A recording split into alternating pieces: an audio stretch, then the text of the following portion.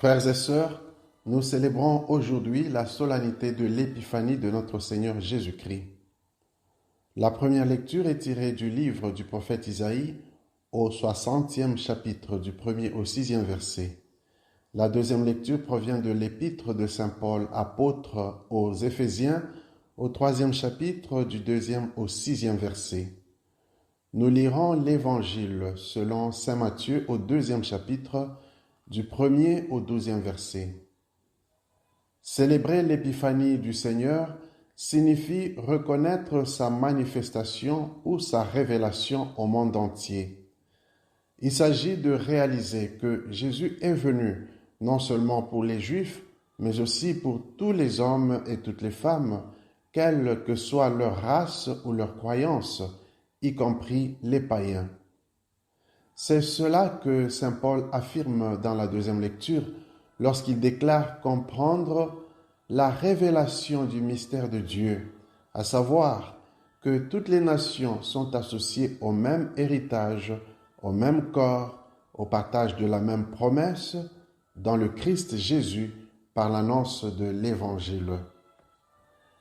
L'Évangile d'aujourd'hui nous rapporte le récit des rois mages, qui sont des étrangers et des païens qui, de manière mystérieuse, sont venus adorer Jésus. Nous sommes donc invités à ne pas être trop possessifs des trésors de l'Évangile, car le salut que le Christ apporte est destiné à tous. Il nous revient de favoriser l'expansion de son Évangile à travers le monde entier et de n'y poser aucun obstacle. Nous avons donc le défi d'attirer les païens au Christ à partir de notre témoignage de vie. Dans la première lecture, le prophète Isaïe invite les Israélites à reconnaître ce que le Seigneur fait au milieu d'eux en ramenant les exilés dans leur pays.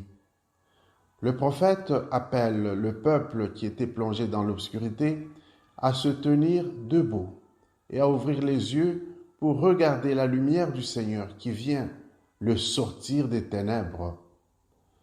Nous pouvons aussi prendre cet appel à notre propre compte. Car lors de notre baptême, Dieu nous a aussi donné son esprit de lumière. Il nous suffit d'ouvrir les yeux et de regarder au fond de nos cœurs pour y percevoir la lumière de l'esprit, venu nous aider à quitter nos ténèbres afin de resplendir de la lumière du Christ.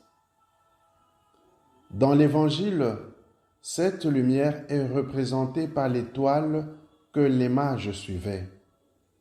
Lorsque l'étoile a disparu, il a fallu que les chefs des prêtres et les scribes scrutent les Écritures pour retrouver la direction où devaient se rendre les mages. Dans nos vies, il arrive aussi parfois que la lumière de la foi disparaisse pour un temps plus ou moins long.